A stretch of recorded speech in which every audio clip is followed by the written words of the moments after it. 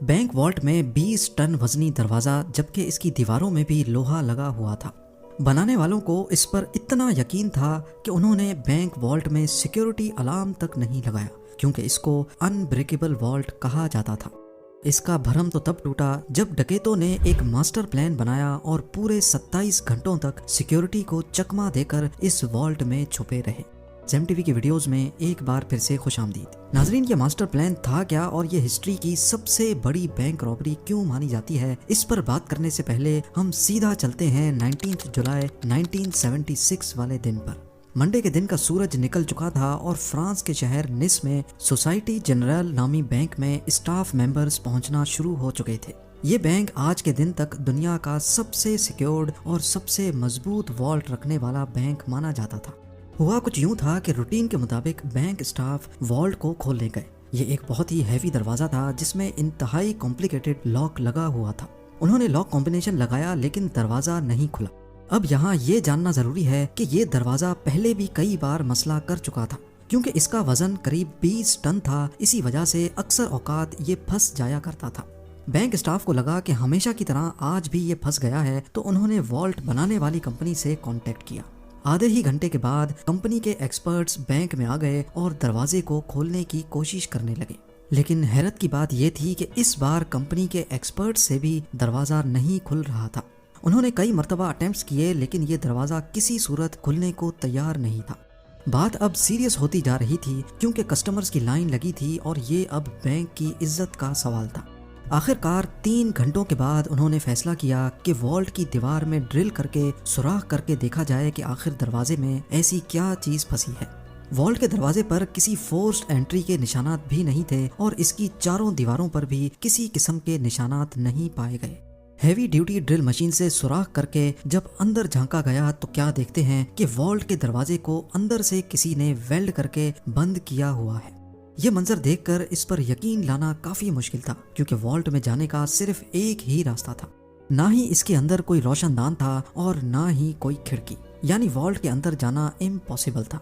अब ये देखकर सबको इतना एहसास तो हो चुका था कि यहाँ कुछ न कुछ एबनॉर्मल जरूर है। उन्होंने मशीनरी मंगाई और वॉल्ट की दीवार को तोड़कर अंदर जाने का फैसला किया। ये काम काफी टाइम कंज्यूमिंग था, क्योंकि ये दीवारें नॉर्मल दीवारों से काफी मोटी थीं और इनके बीच में लोहा भी लगा हुआ था। खैर, कई घंटों की मेहनत के बाद इतना सुराख हो गया कि एक इंसान इसमें से अंदर जा सके, और जब अंदर देखा गया तो ये मंजर नाकाबिले यकीन था। बैंक वॉल्ट लुट चुका था, कुछ लॉकर्स टूटे तो कुछ खुले पड़े थे, और सबसे इंटरेस्टिंग बात, वॉल्ट की दीवार पर स्प्रे पेंट से ये फेमस अल्फाज लिखे हुए थे, जिसकी इंग्लिश ट्रांसलेशन है without arms, without hate and without violence. अभी बैंक स्टाफ होश में आता कि उन्होंने वॉल्ट की जमीन में एक टनल बना देखा।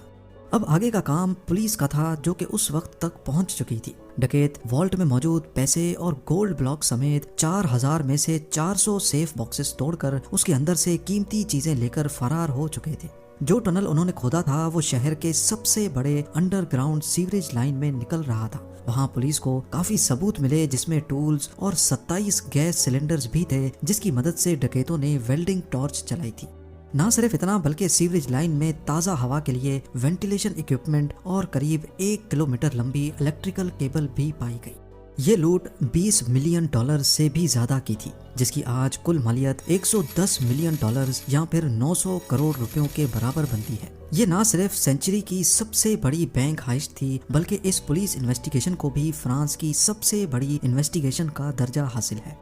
खैर, ये बात अब पूरी दुनिया में फैल चुकी थी। बैंक की रेपुटेशन को तो अच्छा खासा नुकसान हुआ ही था, लेकिन ये फ्रेंच पुलिस के लिए भी बहुत अफसोस का मकाम था।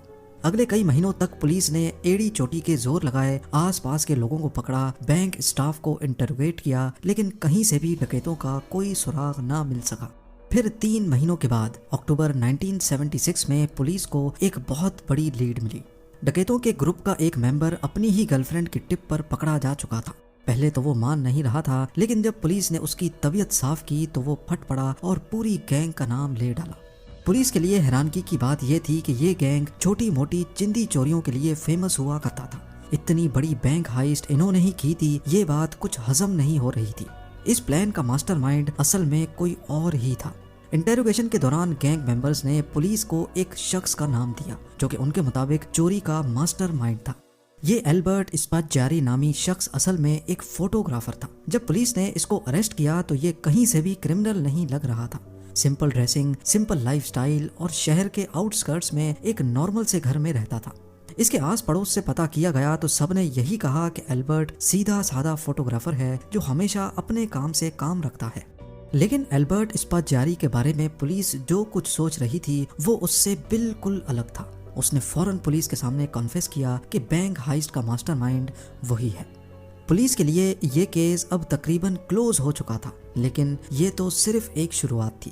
ایلبرٹ کے مطابق اس نے پہلے اسی بینک میں لاکر لیا تھا اور بہانے سے وہ والٹ میں جا کر ساری چیزوں کی فوٹوز کیپچر کرتا تھا۔ اس نے پہلے اپنے ہی لاکر میں ایک الارم کلاک رکھا جس کا الارم رات کے وقت کا سیٹ کیا۔ جب الارم بجنے سے بھی کوئی الرٹ نہیں ہوا اور نہ ہی کوئی سیکیورٹی الارم بجا تو اس کو کنفرم ہو گیا کہ والٹ میں کوئی سیکیورٹی سسٹم نہیں لگا۔ پھر وہ انجینئر کے بھیس میں سٹی گورنمنٹ کے آفس گیا اور شہر کا نقشہ نکلوایا۔ اس میپ پہ سیوریج لائن کہاں اور بینک سے کتنا دور ہے اس کا اندازہ لگایا۔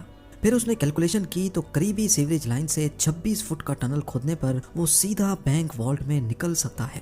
اب اس کام کے لیے بہت محنت کی ضرورت تھی، لہذا ایلبرٹ نے شہر کے ایک گینگسٹر سے کانٹیکٹ کیا اور اس کو سارا پلان بتایا۔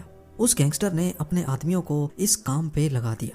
ٹنل کو کھودنے میں قریب 2 مہینے لگ گئے کیونکہ یہ کام بغیر مشینری کے کیا جا رہا تھا اور اس کام کو صرف رات کے وقت کرنا بہت ضروری تھا جب بینک میں کوئی بھی نہیں ہوتا۔ اس دوران ایلبرٹ اپنی پوری کوشش کر رہا تھا کہ سیوریج لائن کے اوپر روڈ تک بھی کسی کو آواز نہ جائے۔ پھر 18 جولائی سیٹرڈے اور سنڈے والی رات کو وہ والٹ میں فائنلی داخل ہو گئے۔ اگلے 27 گھنٹوں تک انہوں نے بڑے سکون سے لوٹ مار کی، جس کے دوران انہوں نے وہاں لنچ بھی کیا اور ڈنر بھی، اور جاتے جاتے یہ فیمس الفاظ لکھ کر چلے گئے۔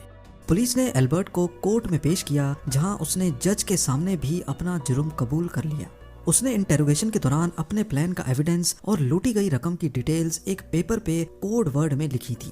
اس کا کہنا تھا کہ یہ ایویڈنس وہ صرف جج کو ہی دے گا اور صرف جج ہی اس کوڈ ورڈ کو پڑھ سکے گا۔ اس کام کے لیے جج نے ایلبرٹ کو اپنے کمرے میں بلوا لیا۔ ایلبرٹ نے وہ پیپر جج کے ہاتھوں میں دیا جس پر سٹی کا میپ بنا ہوا تھا۔ ابھی جج اس میپ کو سمجھنے میں لگے ہی تھے کہ ایلبرٹ نے فوراً کمرے کی کھڑکی سے چھلانگ لگا لی۔